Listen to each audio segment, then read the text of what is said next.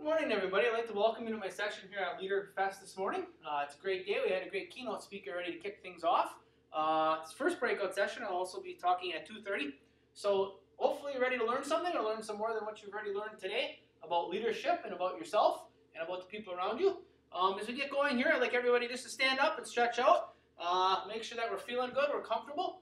And it's just taking time to stretch and stand up and, say hi to the person next to you. If you don't know them, get to know them, introduce yourself. We want everybody to be comfortable and enjoy about our next 45 to 50 minutes together. And we'll also have some time for questions.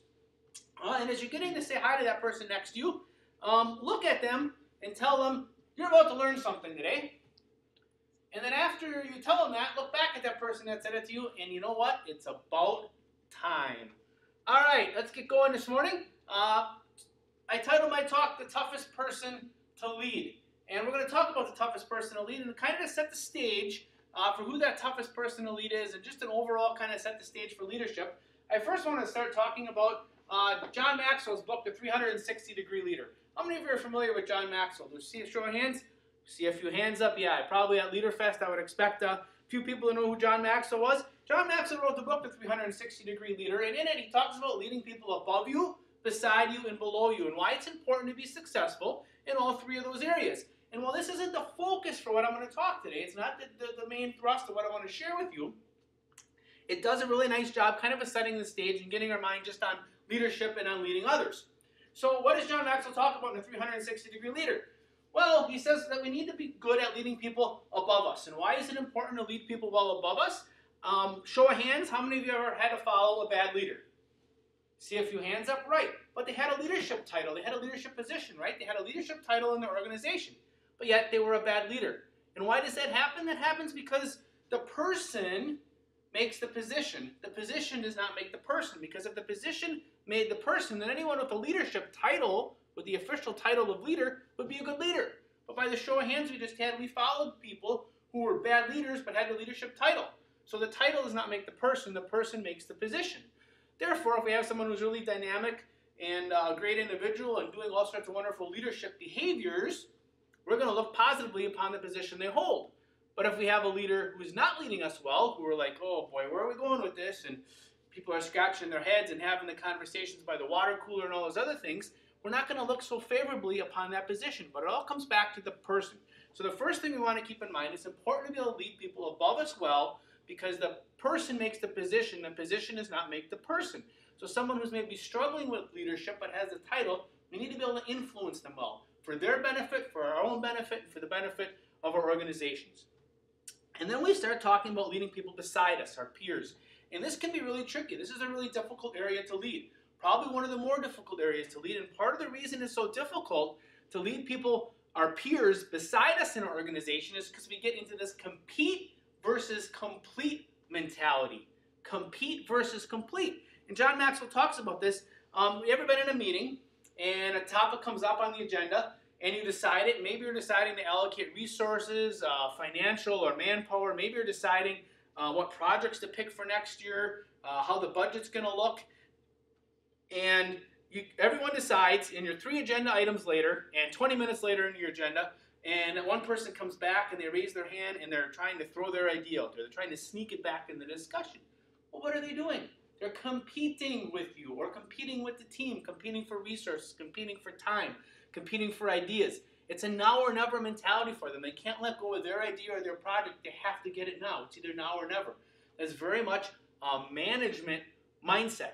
Now, all you came here to Leader Fest today, you didn't come here to Manage Fest. And there's a difference between leadership and management. And I already shared with you John Maxwell, who's a favorite author of mine, and I would recommend anyone to read. I'm going to share with you a couple of authors today. Also going to share with you Seth Godin. And Seth Godin does a lot about marketing and strategy, business writing. He's starting to do some about leadership and some of the things you need to do to lead yourself and others well. But he does a really great job, and I like his explanation between leadership and management. He says management is what you do when you need to get other people to do something, you already know what it looks like. Well, think about that. Management is what you do when you need to get somebody else to do something, you already know what that end result looks like. Leadership, on the other hand, is a completely different skill. Leadership is what you do when you go out and find what somebody else is great at, what their passion is, what their strength is. You find what that is, you get them in a spot where they can act on that strength, and then you get out of their way. You let them take the project, the product, or the team to someplace you never dreamed. Give them a platform based on what they're passionate about, and then having the guts to get out of the way. Completely different mindset, completely different skill set. Management, leadership. You all came to LeaderFest today to be leaders. So when we're leading our peers well, we do not want to compete with them, we want to complete them. And why is that important? Because when we complete our peers, when we help them get their project done, when we help them see their idea become successful, when we help their product with a successful launch and it's great in their company's product line or service line, what's going to happen? Someday they may move up or move on to bigger and better things. They're going to want to take the people with them who helped them be successful. It's only natural. If I help you succeed and you go on to bigger and better things, who are you going to want around you? The people who competed with you or the people who helped complete you, help be a part of your success? You're going to want the people that helped complete you with you, okay? So compete versus complete. Make sure we're completing our peers. Make sure we are not competing with them. Make sure we're always seeking to complete them. And then finally, the last set of people that we lead that John Maxwell talks about in 360-degree leaders, we're setting the stage here, we're building up for what I'm going to share with you, is people below you. And as all leaders need to do, one of the most important things in leadership we can do is develop others around us. So the people who are underneath us, we need to find out what they're passionate about. We need to find out what they're great about. We need to give them opportunities to show that greatness and to put that greatness on display and keep them in that spot. Now, we don't keep them there for our own self-interest. We keep them there for their interest so that they're operating out of their strengths majority of the time.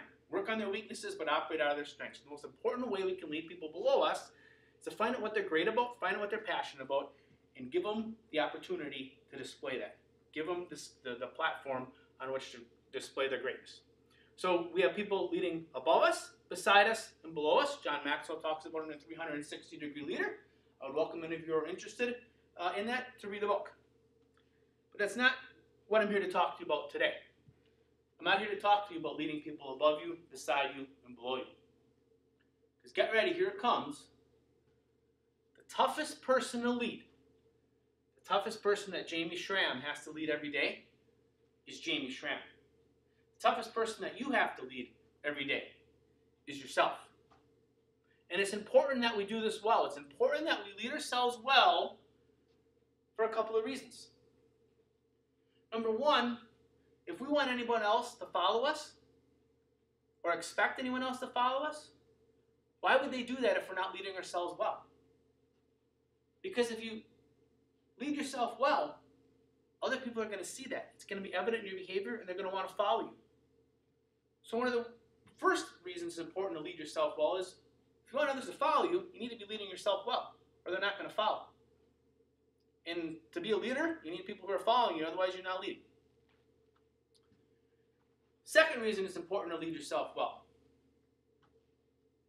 At the end of every day, the only person's behavior Jamie Schramm can control is Jamie Schramm's. I can try to influence other people, I can try to motivate them, I can try to lead them, I can do all sorts of wonderful things to try to help them reach their goals. But at the end of the day, the only person's behavior that Jamie Schramm can control and the only person's behavior that Jamie Schramm is 100% responsible for is Jamie Schramm's. So if I go to bed at night and I'm sitting on the edge of my bed, got my hands in my head in my hands, and I'm saying it was a really bad day. What an awful day. The only person Jamie Schramm's behavior that has to change, the only person's behavior Jamie Schramm has to change to make tomorrow better than today, so it's not a bad day 2 days in a row, is Jamie Schramm's. That's it. Mine. It's the only person's behavior who's responsible for my bad day. Me. So if I lead myself well and I know what behaviors I have to change, and if I can take that look in the mirror and be honest with myself, which is a real trick because we like to tell ourselves a story, right? That while it really wasn't so bad, really flubbed up, well, it really wasn't so bad, we tell ourselves a story, or, well, we kind of got to our goal, but we didn't quite get there, and we tell ourselves we did better than we did, so I need to be honest with myself about the behaviors I need to change. So two very important reasons why we need to lead ourselves well. A, if we expect anyone else to follow us, we need to be leading ourselves well, because if you won't follow me, why would I expect any of you to come along?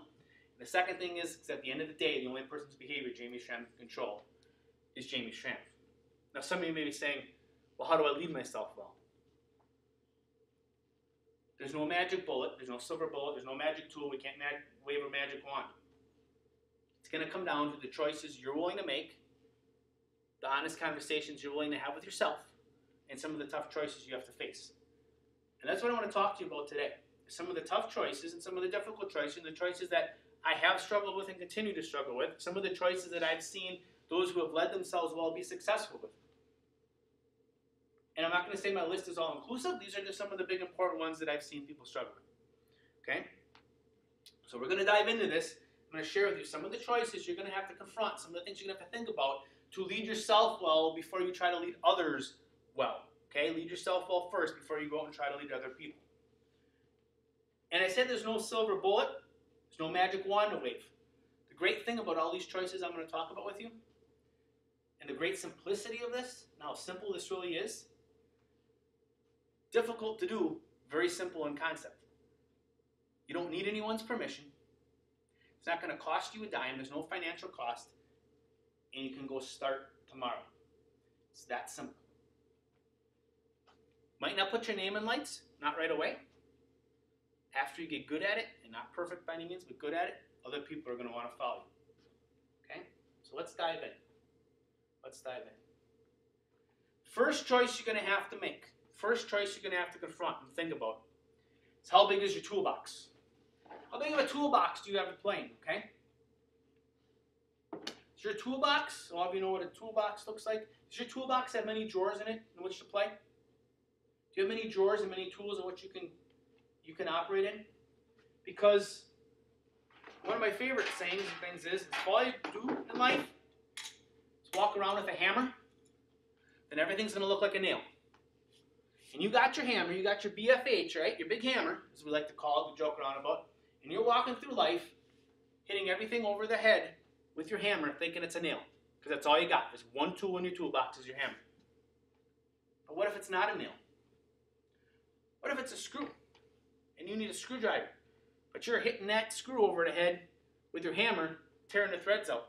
Or maybe you got a completely different problem. Maybe you don't have to put something in. Maybe you got to take something out. You need the pliers. But boy, you're just operating with that one tool and operating out of that one drawer in your toolbox, and all you got is your hammer.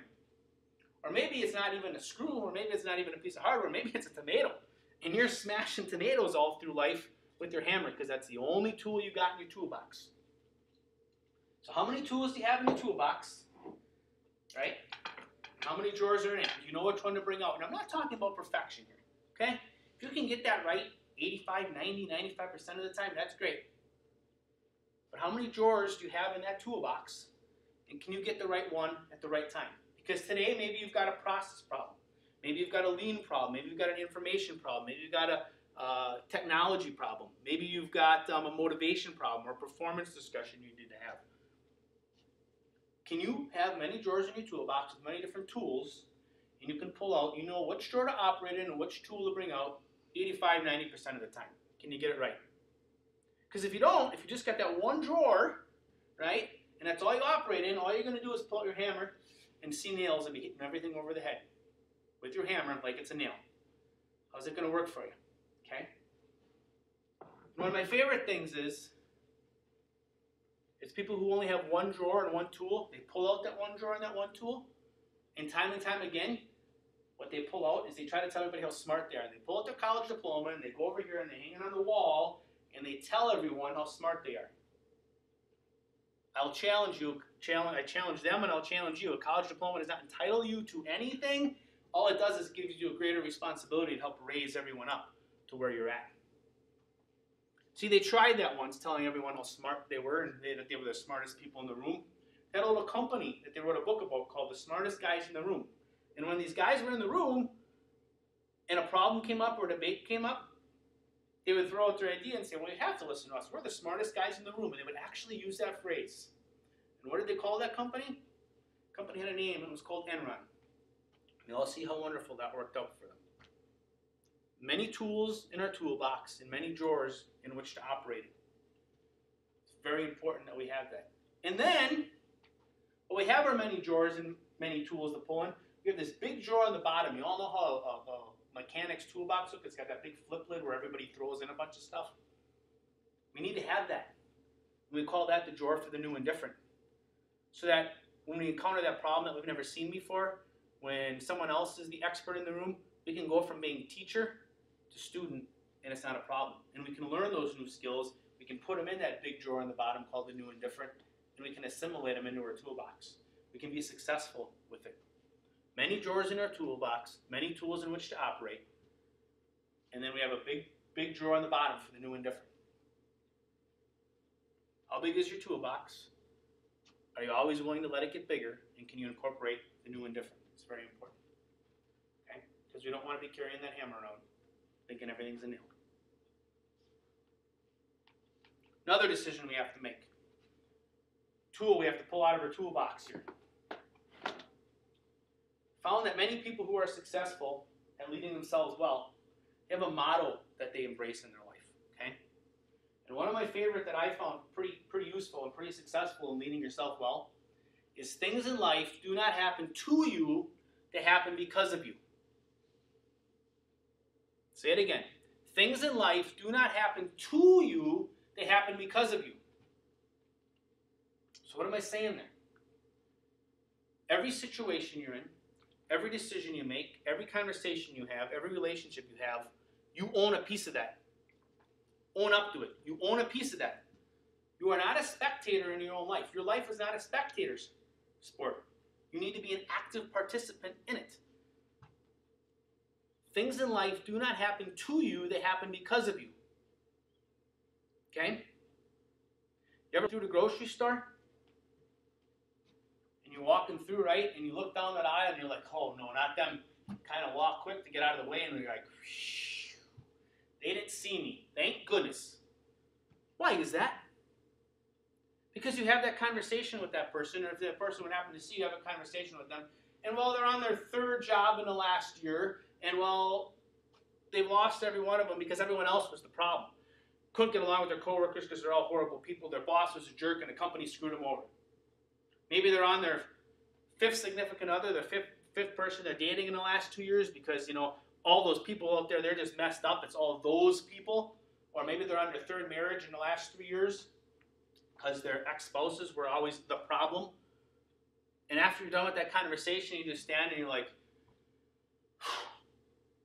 because what do? They suck the energy and life out of you. Because life is happening to them. The world is happening to them. None of those bad situations happen because of them. At least in their mind. Wrong. They played a role in every one of them. In your lives. Every conversation that you have that doesn't go well. Every conversation you have or don't have that you choose to avoid. You own a piece of that. That's not life happening to you. That's life happening because of you. Every decision that you make. Or every decision that you fail to make, because we tell ourselves the story, if we just don't do anything, that's safe. Wrong. Sometimes that's the worst thing to do. So what are the conversations you're not having well, or that you're not having at all? What are the decisions that you're making, or that you made poorly, or that you're not making at all? And then we stand back and tell ourselves we're a victim of our own lives. Life is happening to us, to me. Life does not happen to you. It happens because of you. So I challenge you, and I challenge people all the time. Own at least 50% of it. In the beginning, all the relationships, all the bad situations, you own at least 50% of them. And you can have the conversations and try to make things better and maybe have some degree of success. And maybe in some situations, you actually own about 80% of it. Okay, maybe you got a little more on your shoulders and you want to acknowledge, or maybe it's more than 50%. Maybe in some situations you work really hard. Maybe it does fall down to 25%, but you still own a piece of it. So take ownership for the part that you own. John Kotter, who is a Harvard PhD, says this really well, sums it up. Same idea, same thought, just sums it up a little differently. He says, too few of us lead the lives we want, but rather we accept the lives we have. Too few of us lead the lives we want, but rather we accept the lives we have. So I ask you, are you leading the life you want, or are you merely accepting what happens to you every day? Develop a model for yourself, apply it, and then move forward. Things in life do not happen to you, they happen because of you. And if you're one of those people that when something bad happens or something doesn't turn out the way you want, or you come up short and you say, why is this happening to me? Stop yourself and say, what am I saying? What am I doing? And if you need to talk to a parent, a friend, a spouse, a significant other, if you're in, pastor, clergy member, someone, snap yourself out of that mindset. You will lead yourself well when you can master the phrase, things in life do not happen to you, they happen because of you. Okay, what's another one of these decisions we have to make? What's another one of these decisions we have to make? The future. We have to decide how we're going to prepare for it. Because there's an interesting thing about the future. It's coming. It's coming, and it doesn't care whether you like it. It doesn't care whether you're prepared for it. It's going to be here someday. How are you preparing for it? And you can prepare for the future several other ways. Kind of an analogy, a little story I'll use for you. You can run up to your neighbor's fence and peek over that fence and see the future, and you can jump over that fence and prepare the way of the future. That's what leaders do. They see the future, they jump up to that fence isn't a roadblock for them, they go right over the top of it. And why can they go right over the top of it? Because they've got a toolbox that's got many drawers in it, many tools, and they've got this big drawer, the new and different, so they are ready for the future. That's another important reason to have many tools in a large toolbox is you can prepare the way of the future. You're not scared of the future. You got many tools, you've got a degree of confidence. I can prepare and lead the way of the future. So jump up to that fence, look over that fence in your neighbor's yard, and jump over it and prepare the way of the future. Or there's another thing you can do. You can run up to that fence, jump up, and you can sit on top of that fence and be a fence sitter. And then you can kind of decide which way circumstances take it and which way that fence falls. And then you're going to prepare for the future. Be a fence sitter. Any of you got those kind of people in your organization? They wait until circumstances dictate they make a decision? For some reason that just doesn't sound like leadership to me. Leaders prepare the way of the future. Or you can do another thing. You can run up to that fence, look over that fence, and decide you don't like that future. That future is not for you, and you don't want to prepare the way of the future. You can do this and duck behind that fence and stand underneath that fence, hiding from that future. What happens? Someday that fence falls over, future staring you straight in the face. You're looking at that future that you saw 3 years ago, and now you're irrelevant because you didn't prepare for it because you were ducking behind that fence. Oh, and then, by the way, classic story. I tell myself the story that life happens to me, not because of me. This future happened to me, not because of me. No. That future happened because of you, because you chose to hide behind your fence for 3 years and not prepare for it. Now suddenly you're irrelevant. You can't be successful in that future. So what are you going to do? What are you going to do? You're going to run up to that fence and see that future and jump over it and pull out all the tools in your toolbox and prepare the way of the future? You're going to jump on top of that fence and sit on top of that fence and see what the safe thing is to do? Or are you going to duck behind that fence and hide from that future? But that future's coming anyway, so someday you're going to have to be prepared for it and figure out a way to be relevant in it. 3 very distinct choices you can make about the future.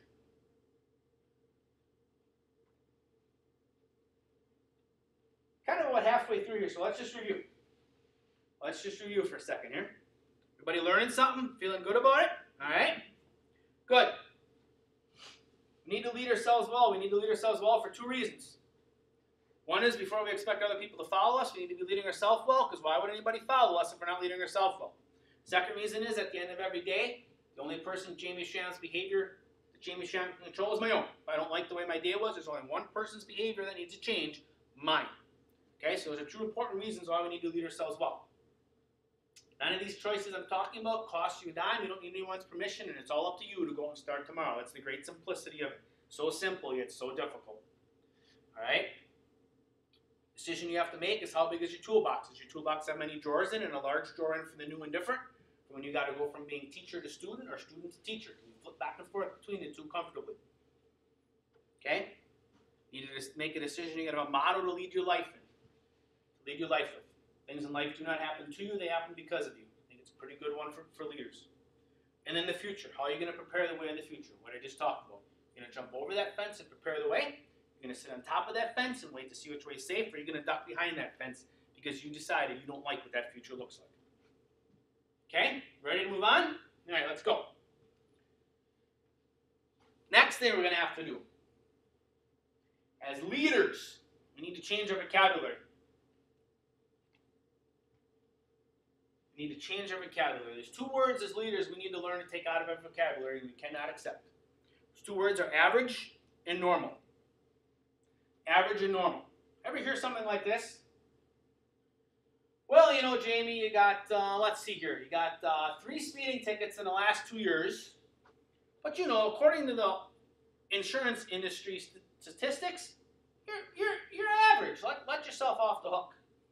Or, Jamie, you know, you took that test to see if you could, you know, maybe get certified in that skill. And, well, you know, you knew about the test 3 months ago, and the parts that, you know, you studied for, it was kind of obvious you did it right on, but some of them, well, I just don't think you did really well on them. And overall, you did average, so let yourself off the hook.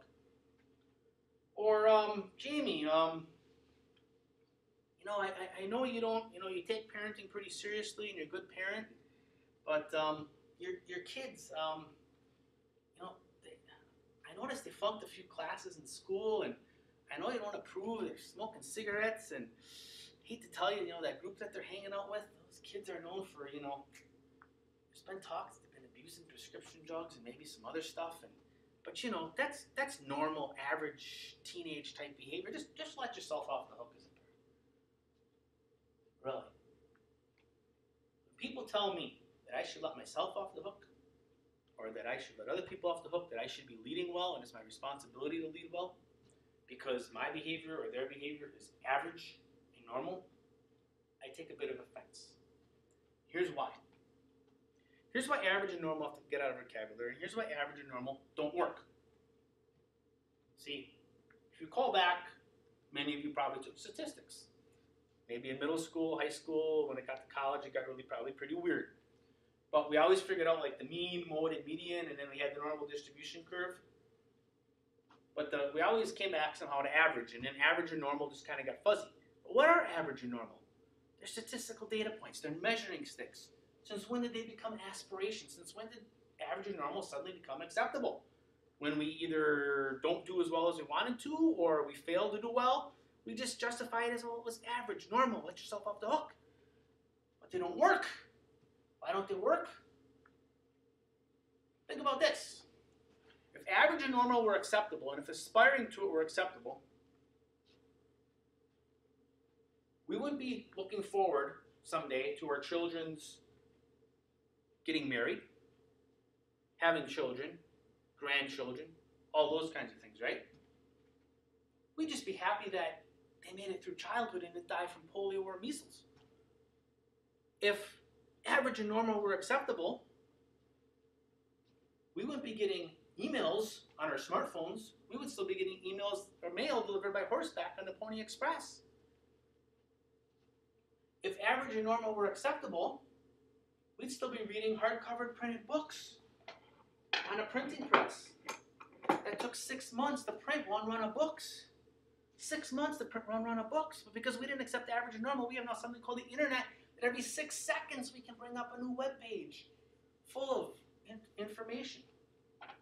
But that would be the state of the world today if we accepted average or normal. We'd still be getting mail by the Pony Express. Our children would still be dying from polio and measles.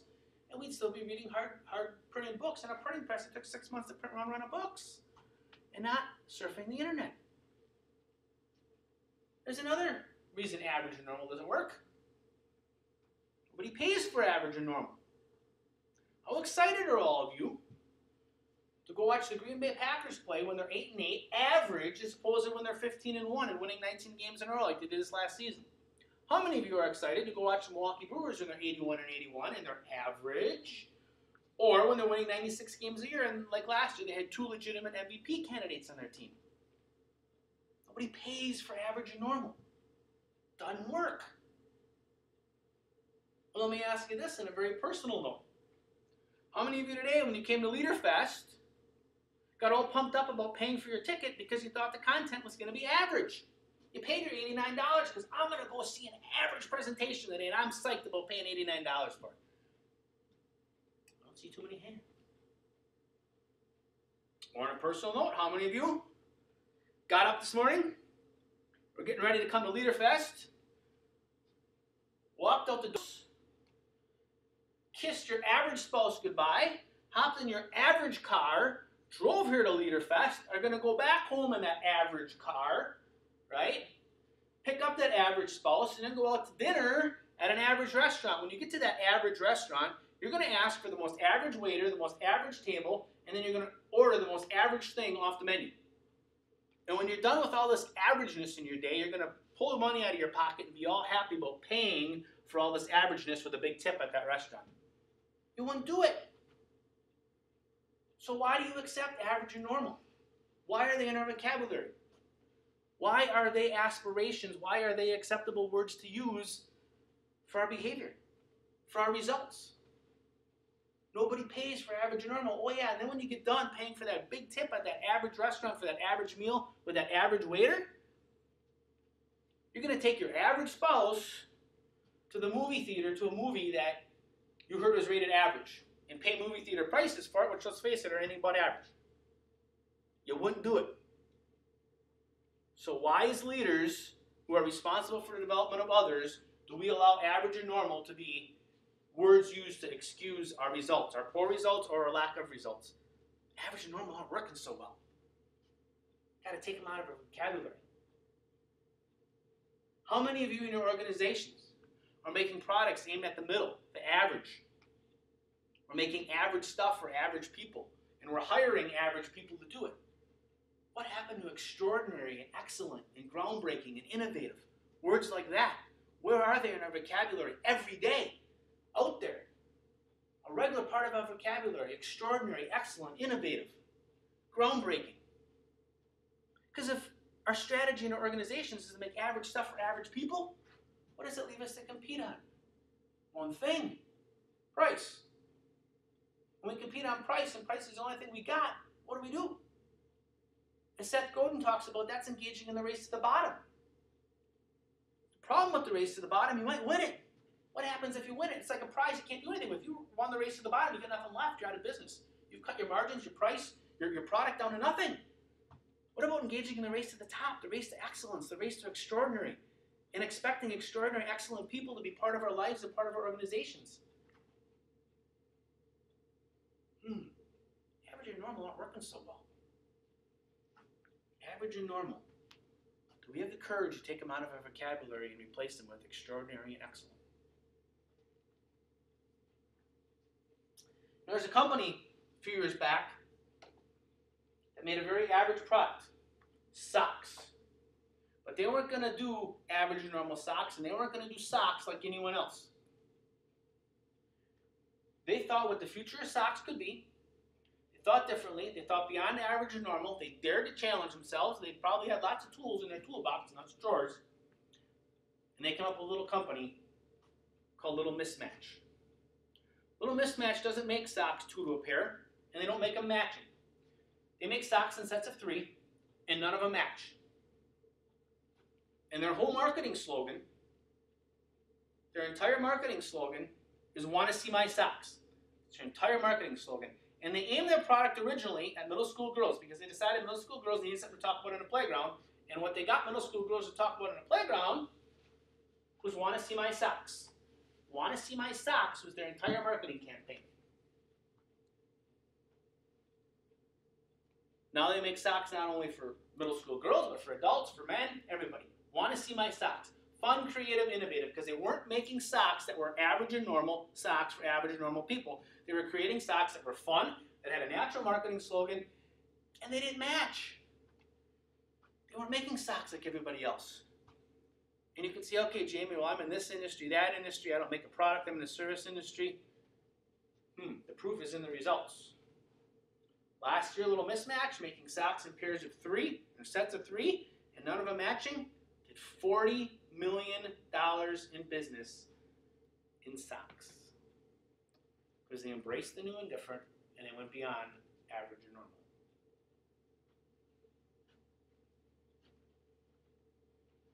The last piece I'd like to talk to you about, the decisions you have to make.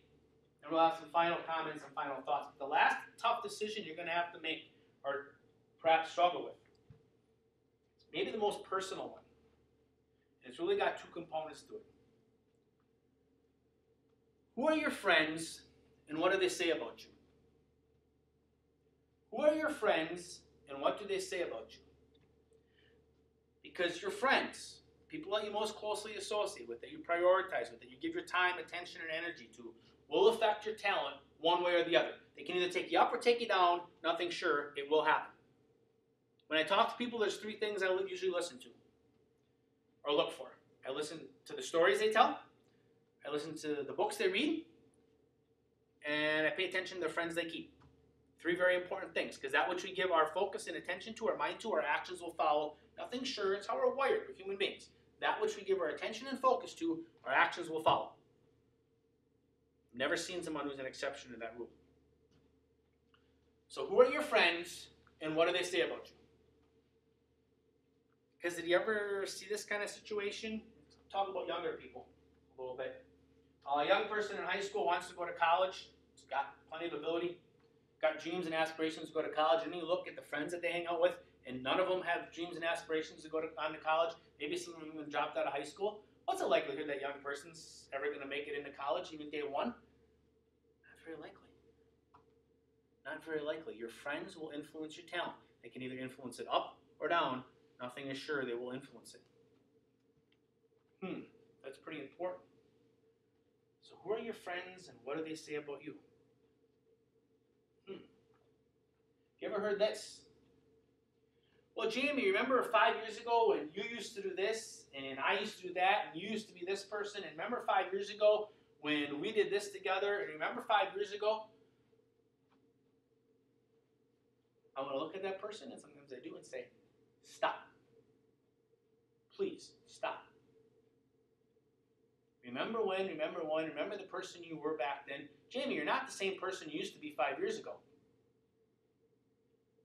Absolutely true. I'm not the same person I was 5 years ago. They say it like it's a bad thing. Maybe it's a good thing.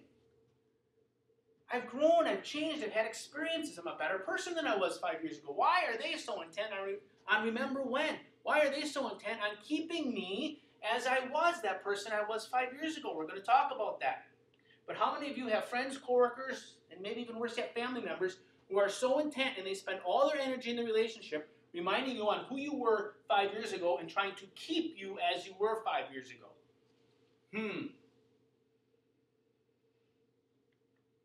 You've grown, you've changed, maybe you pondered a few of the choices that I've thrown out here, and you are starting to lead yourself well, and it's evident to everybody, but yet some people come along with, remember when, you're not the person you're not the person you were 5 years ago. They're so intent on keeping you as you were, and why do they do that? I'll tell you why they do that, because it's safe for them. It's not healthy for them, and it's not healthy for you, but it's safe for them. They haven't grown, and they haven't changed, and they can't accept the person that you are now. The good person that you are now. Because you know what? They knew you 5 years ago, and they maybe loved you 5 years ago for A, B, and C. And those are all good things. But you know what? I'm still this great person 5 years later for A, B, and C. But now I've got this D and E. And because they haven't grown, they haven't changed, this D and E is threatening to them. As leaders who are responsible for developing others, we cannot try to keep people as they were. We need to celebrate and not be threatened by all the potential that other people have. That D and E, those new things that they've grown and changed and evolved into, that great person, A, B, C, D, and E. As leaders, we cannot be threatened by the success of others. We need to celebrate the success of others. That person who knew me for A, B, and C and thought I was a great person and can't embrace this D and E. I look at him and say, hey man, I want you to come along. I want you to be a part of who I am today, 5 years now. 5 years gone down the road. I want you to be A, B, C, D, and E, and I want you to celebrate that and enjoy that success and be a part of that. And I'll have the conversation with them, and I'll try to bring them along. Be a good friend. Be patient. But at some point, if all their energy is spent trying to keep me as I was, you know what? I've got to take half a step away from you. Because you're not healthy for me. You're not good for me. All your energy, you're not healthy and good for yourself either, but all your energy spent on trying to keep me as I was. That's not good for either one of us. Like, it's kind of scary because in relationships change. When you lead yourself well, sometimes that happens. You need to step out of who you were and step up to who you can be. Realize your potential. And that's sometimes some scary stuff. But you know what's even really scarier? The thought if you let that other person or let those other people keep you as A, B, and C, and you never experience and you never explore that potential of D&E, that greatness you can become. That's really scary. And that's really unfortunate. Because what happens? We grow, we develop, we change, we start leading ourselves well, and other people pick up on it, and we're this A, B, C, D, and E, right? And this person back here keeps on saying, remember when, remember when, remember when, and they're trying to keep us as this A, B, and C. What happens when we keep leading ourselves well? All their energy is spent trying to keep us as we were, and they get angry with us. They get angry with us because they can't embrace that D&E, and that D&E is fearful for them, and that change is fearful for them, so they get angry at us. And we're the problem because we're growing, learning, and changing. We're the problem because we're leading ourselves well. Wrong. So I encourage you, be empathetic, try to bring those people along, but at some point, have the courage to see it, have the wisdom to see it's happening, and the courage and strength if you need to take that half a step away, and even if it's a full step away. It's a scary thing, but as I said before, the scariest thing is allowing other people to keep you as A, B, and C. And as a leader, you can't keep others as A, B, and C. You can't allow other people to keep you as A, B, and C. You need to explore that D&E. You need to explore the greatness of yourself and of others. You can't be threatened by that growth and that change. Because I'll tell you something, it might be a little scary, taking that half a step away or that full step away. But for every person that you need to take that half a step away from, there will be 10 people that you will be taking half a step towards. It's not running from something, it's embracing something new. I'll tell you, there's plenty of people that want to get to know Jamie Schramm when I'm leading myself well, even if I have to take a half a step away from several people back here. So the thought I would leave you with today in regards to who are your friends and what do they say about you is this. If you're that person that you hear your friends, family members, coworkers saying, you're not the person you were 5 years ago, remember when, remember when, remember when. Have the wisdom to realize that that's going on. Have the strength and courage to have that conversation and attempt to bring those other people with you. But if you cannot, and if they will not come with you, have the strength and courage to take that half a step away. And on the other hand, if you're that person that's catching yourself saying that to other people, if you're trying to keep other people as they are, if you're saying the remember whens, remember whens, remember whens, please stop. Stop, take a look in the mirror, and ask yourself, where am I at in my life? Where am I at in my leadership journey? Where and what is it that I want out of life? And then, before you have those kind of conversations with people, remember when, start leading yourself well, so you can celebrate the success of others. Difficult choices. Difficult because they're very simple. Difficult because they are so simple and it's all up to us and how we want to lead ourselves well. Before I make a few final comments, I want to share with you a few stories of a few people. People who have influenced me, people who I've influenced, people who at times have led themselves very well, people at times who probably haven't led themselves very well, people at times that I've agreed with, people at times I've disagreed with. But at various points in their life, they've really led themselves well and been able to do some pretty important and pretty special things. First person I would share with you is Ryan Kauth. Ryan's here today. Many of you know Ryan. Ryan helped organize LeaderFest. Ryan's the person that came to me and asked me to come speak here today. Ryan and I first met when I was a MBA student at Lakeland College, and Ryan was actually my instructor. He was an adjunct instructor at Lakeland. Walked into his classroom, and Ryan called me up last fall and said, hey, I got this opportunity for you. You want in? I'm like, Ryan, you've always steered me right. You've led yourself well. You betcha I'm in. Didn't even know many of the details. I said, just count me in. We'll catch up on the details later on. So we caught up on the details later on, and he filled me in on what I was signing up for here today. One of the comments that Ryan and I shared was, he says, remember the person you were when you walked into my classroom that first night as an MBA student to where you are today. And it was kind of an eye-opening comment, probably for exchange for both of us. Look at where you were back then. Look where you are today. Ryan didn't try to keep me as I was, and I certainly wasn't kept as I was. Look at how the journey has come. So because Ryan has led himself well, he's had some great opportunities to organize something like this today, do some other things, get to know me and me get to know him through our educational experiences. So I thank Ryan. Thank you for asking me to be here today. It's been a great experience, and I'm sure we will have interactions and continue our relationship in the future. The next people I'd like to talk to you about We first had Ryan, and I got a picture here. Obviously, many of you know Ryan. Next person or people I'd like to talk to you about is Kurt Bell from HUI. I worked at HUI for several years, and Eric Coriel. Eric was the operations manager, the culture guy at HUI. And as I look back on my own career, Kurt was probably someone who took a chance on me, just flat out took a chance on me to come work for him. Called me up one day and said, hey, I'd like you to come work for me. I got this role. I think it fits you really well. I want you to be a part of what we're doing. And those of you who know Kurt, when Kurt walks in a room, he's 6'4", 250-some pounds, played Division II middle linebacker in college football. So he tends to command a presence, but he also commands a presence a lot of times for a lot of the right reasons. And because he led himself well enough of the time, and like all these people, by no means perfect, but because he led himself well enough of the time, I had the chance to come to work at HUI for 2 years. Got exposed to some organizational development things, culture building, leadership things. I think it's worked out pretty well. It worked out pretty well for HUI, and I think it's worked out very well for myself. But because Kurt and Eric, to somewhat of a lesser degree, were leading themselves well, they had an opportunity to create something pretty special with HUI. Next person I would tell you about, and here's an example of maybe where not a ton of natural ability or not a ton of opportunity can be overcome by leading yourself well. The next person I would tell you about is my father.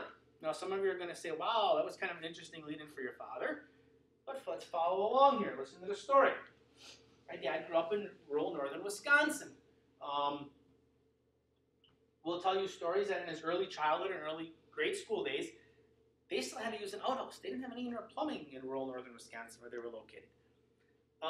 Went to a grade school up until about 5th grade that was a one-room schoolhouse. So kindergarten through 5th grade was all in this one-room schoolhouse. This one-room schoolhouse has now been turned into someone's hunting cabin. So you may be getting the picture here a little bit that we're not talking about great. There's not a high level of expectation, not maybe a lot of great opportunity, maybe limited opportunities coming out of this. Went on to go to a rural high school in northern Wisconsin, and probably not, it wasn't expected. There were a lot of academic all-stars that came out of this high school. And there were some people that went on and did some great, wonderful things in their own right, but the expectation level wasn't real high, and the opportunity level wasn't real high. The expectation of what you would do after high school. Well, because my father understood that leading yourself well could work, and he did it enough of the time, even with that minimal opportunity and that minimal background in his early childhood, and not a ton of academic opportunity or achievement, probably went far above and beyond what that would have suggested. And for 8 years, because he led himself well, got to be the mayor of Sheboygan. And went on to win re-election one time and did so by, I believe it was at the time, the largest margin of victory in election history in the city of Sheboygan. Understood that even with limited ability and maybe some limited opportunities early on in life, that if you led yourself well enough of the time, others will follow. So you don't have to be the smartest person in the room. Lead yourself well enough of the time and others will follow.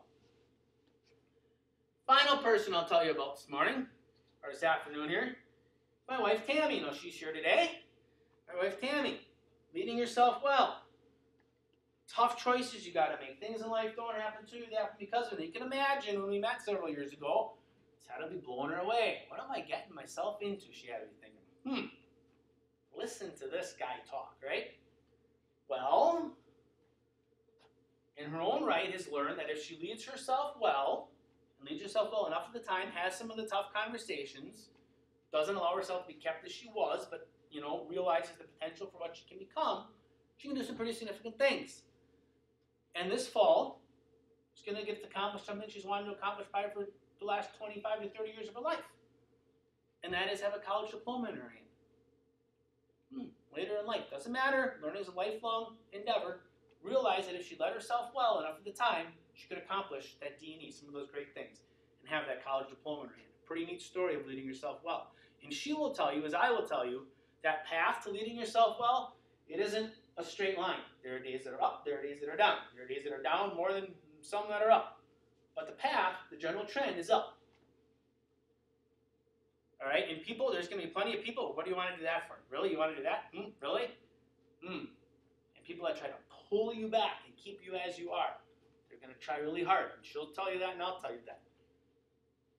But that if you lead yourself well enough of the time, even as you get, a little bit older, you can still accomplish some of the wonderful things you wanted to do in life. Lead yourself well, others will follow. Lead yourself well, you will create opportunity not only for yourself and for others. Hers is a phenomenal story of that. So, some concluding comments, and I think something that really wraps this up really well. What do we talk about today? Talk a little bit about John Maxwell. Leading people above you, beside you, and below you. That's Leading Others. Great book. I would suggest you go read it. What I came here to share with you today is before you try to lead others, you need to lead yourself well. What are some of those choices that you need to make? You need to decide how big your toolbox is going to be. Are there many drawers in it? The big drawer on the bottom for the new and different? Can you pull the right tool out at the right time? Do you have a motto for yourself? Model that I think works pretty well. Things in life do not happen to you, they happen because of you. Are you future focused? Are you jumping over that fence and preparing the way of the future as opposed to sitting on top of that fence or ducking behind that fence? Are you willing to take the words average and normal out of your vocabulary? Because average and normal nobody pays for them, they don't work, and replace them with excellent and extraordinary. And then who are your friends and what do they say about you? And are the people in your life willing to celebrate your successes, or are they trying to keep you as you were? Or are they willing to embrace everything that you can become? Now, some people ask me, well, as I'm going through these decisions, is there any model I can use or any kind of little trick, maybe a little checklist I can go through in my head? There is. The final author I'll share with you before I get into my final story is Susie Welch. And Susie Welch, some of you may be familiar, wrote the 10-10-10 principle. And she said, when faced with making difficult decisions, ask yourself these three questions. What is the cost of this decision, or what is the cost of this indecision 10 minutes from now, 10 weeks from now, and 10 years from now? Think about this. What is the cost to myself if I choose to lead myself well? If I choose to lead myself well, what's the cost 10 minutes from now? Might be kind of high, because I'm going to evaluate who my friends are. I'm going to decide that things in life don't happen to me, they happen because of me. I'm going to take ownership for my own behavior. So the cost, not financial, because I said there's no financial cost in this, but the cost, there might be some changing relationships and things like that. So that cost, there might be some uneasiness, some anxiety. So short term, 10 minutes from now, that cost would be kind of high. But as I start to lead myself well, and I start to surround myself with like-minded people who are leading themselves well and get some of the successes, that cost 10 months from now and 10 years from now becomes very low, and that benefit becomes very high. Let's flip that around. I choose not to lead myself well, and I surround myself with friends who are influencing my talent in a bad way. If I woe is me and play the victim game and life happens to me, not because of me, and I don't accept ownership for my behavior, well, 10 minutes from now, not a real big cost, right? I can blow it off, whatever, it doesn't matter. I can manipulate things, tell myself stories, manipulate things to other people to make myself look pretty good. So 10 minutes from now, cost isn't very high. But is the compiling effect of those bad decisions, those indecisions, maybe even some shadier decisions, start to pile up, 10 months from now, that cost gets a little higher. And then 10 years from now, that cost becomes extremely high. And it often becomes a very personal cost. So ask yourself, what are the costs of the decisions that I'm going to make 10 minutes from now, 10 weeks from now, 10 years from now? Can I live with that 10 years from now? Final story. I think it really sums up everything that I've talked about really good here today. It talks about leading yourself well. Got a bucket here. Anybody ever live on the coast and do any crab fishing? Any experience crab fishing? I see a few hands up, all right. True story, and I thought when I first heard it, and I heard it presented as a story, a leadership story, I thought, wow, phenomenal. And it really sums up what I want to get across to you here today. You see, when you're crab fishing, if you've got just one crab in your bucket, you need to keep a lid on it. Okay, everybody follow? One crab in your bucket, you need to keep a lid on it, because if you don't have a lid on it, that one crab is going to crawl out of the bucket. Okay, makes sense, right? Now, if you've got 2 or more crabs in your bucket, so say you got 4 crabs in your bucket, you don't need to keep a lid on it. Because if one crab tries crawling out, the other ones will pull it back in and keep it from crawling out of the bucket. So the final thought that I would share with you today is, who are the crabs in your life? Who are the people that are pulling you down? Or maybe you're the crab pulling other people down. Who and where are the crabs in your life, and what behaviors are you or others engaging in? See, because to lead yourself well and to lead others well, you need to be willing to climb out of the bucket. You need to be willing not to pull other people down and let them climb out of the bucket. Because see, in the bucket, this is where average and normal is. In the bucket, this is where life happens to me, not because of me. Here in the bucket, this is where we make average things for average people. Here in the bucket, this is where we hide from the future. Outside of the bucket, if you crawl out of the bucket, if you resist the temptation to be pulled down out of the bucket, is where you don't keep people as they were. Out of the bucket is where you can celebrate that D&E. Out of the bucket is where excellence and extraordinary is. Out of the bucket is where all of your potential is. Out of the bucket is where your future is. Out of the bucket is where great products for great people are. Out of the bucket is where leading yourself is. So I will challenge you. Do you have the courage, the wisdom, and the strength to crawl out of that bucket and lead yourself well first, and then go lead others? I hope you do. Thank you.